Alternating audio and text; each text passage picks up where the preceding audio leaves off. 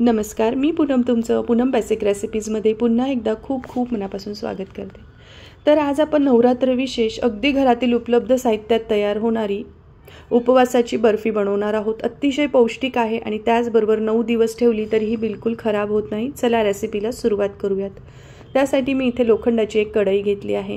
त्यामध्ये आपल्याला 1.5 कप शेंगदाणे घालायचे आहे आणि लो टू मीडियम फ्लेमवर अगदी खमंग होईपर्यंत हे शेंगदाणे भाजायचे।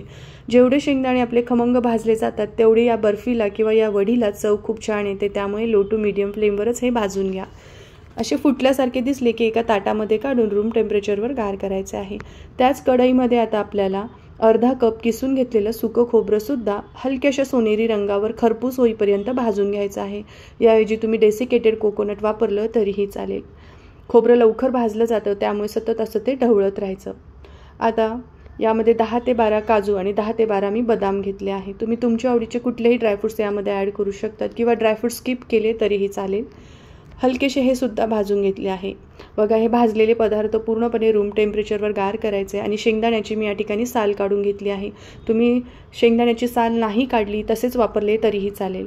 आता जी तळणीचा झाऱ्या असतो ना त्याने आपल्याला याला चाळून घ्यायचं आहे, म्हणजे याची जी साल आहे ती ताटामध्ये निघते आणि आपले शेंगदाणे छान स्वच्छ होतात आणि घरभर याचे फोतरे सुद्धा उडत नाही।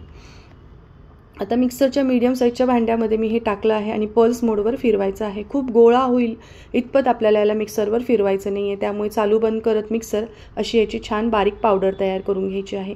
आधी आता आपल्याला यामध्ये ड्रायफ्रुट्स फिरवून घ्यायचे आहे। तर मी आधी ड्रायफ्रुट्स मिक्सरवर फिरवून घेतले आहे आणि आता भाजून घेतलेलं सुकं खोबरं ॲड करूयात आणि पुन्हा पल्स मोडवर याला फिरवून घेऊयात आणि याची अशी छान पावडर तयार करून घेतलेली आहे। बघा, छान ही पावडर आपल्याला मिक्स करायची आहे। मला तुम्हाला इथे एक गोष्ट शेअर करायची आहे। तर बघा, हे जायफळ आहे तर साधारण 3 वर्ष झाले हे आम्ही केरळाला जेव्हा गेलो होतो तिथून आणलेले होते। अजूनसुद्धा हे जायफळ खराब झाले नाही आहे।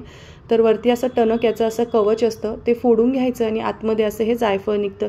बिलकुल कीड वगैरे काहीही लागलेलं नाही आहे। अगदी रूम टेम्परेचरवरच हे आपले वरती असे ठेवलेले होते। तुम्हाला याचा काही अनुभव असेल तर नक्की माझ्याबरोबर शेअर करा। आता यामध्ये मी थोडंसं पाव चमचा इतकं जायफळ किसून टाकला आहे आणि 3-4 वेलदोडे फ्रेश कुटून ॲड केले आहे। सर्व पदार्थ व्यवस्थित मिक्स करायचे। आता ज्यामध्ये आपल्याला ही बर्फी सेट करायची आहे त्या ट्रेला किंवा ताटाला साजूक तूप लावून आपल्याला तयार करून ठेवायचं आहे। त्यानंतर कढईमध्ये 1 चमचा इतकं साजूक तूप घ्यायचं आहे। साजूक तूप मेल्ट झालं की 1.5 कप आपल्याला बारीक चिरून घेतलेला गूळ यामध्ये ॲड करायचा आहे। यामध्ये पाणी वगैरे बिलकुल टाकायचं नाही आहे। लो फ्लेमवर हा गूळ फक्त आपल्याला मेल्ट करून घ्यायचा आहे। तोपर्यंत तुम्हाला एक निवेदन आहे, तुम्ही अजून माझ्या चॅनलला सबस्क्राईब केलं नसेल तर प्लीज नक्की सबस्क्राईब करा आणि बेल आयकॉनवर क्लिक करा। सबस्क्राईब करणं पूर्णपणे फ्री आहे, निःशुल्क आहे, तर नक्की माझ्या चॅनलला सबस्क्राईब करा। बघा, गूळ पूर्णपणे मेल्ट झालेला आहे। आता आपण जे शेंगदाण्याचं मिश्रण तयार करून घेतलं आहे ते टाकायचं आहे आणि गॅसची फ्लेम मात्र लो ठेवायची आहे आणि याला चांगलं आता मिक्स करत राहायचं आहे। याचा असा गोळा तयार झाला पाहिजे इतपत मिक्स करायचं आहे। अगदी झटपट होणारी ही रेसिपी आहे। 9 दिवसापेक्षाही जास्त दिवस ही बर्फी टिकते। अगदी रूम टेम्परेचरवर ठेवायची, फ्रीजमध्ये सुद्धा ठेवायची गरज पडत नाही। हे बघा, काही वेळानंतर आहे ना ती अशी कढई सोडायला लागते, याचा असा गोळा सुद्धा वळला जातोय। इतपत ती आपण परतवून घेतलेली आहे।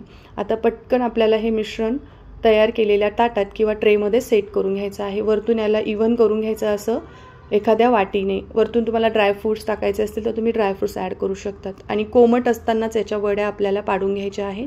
तुम्हाला आवडतील त्या आकारामध्ये तुम्ही ह्या कट करून घेऊ शकतात आणि पूर्णपणे गार झाल्या की मग ह्या सोडवून घ्यायच्या। अगदी मस्त खुसखुशीत ह्या वड्या तयार होतात। तुम्ही सुद्धा करून बघा। ही रेसिपी आवडली तर कमेंट करून नक्की सांगा। माझा व्हिडिओ पाहिल्याबद्दल धन्यवाद।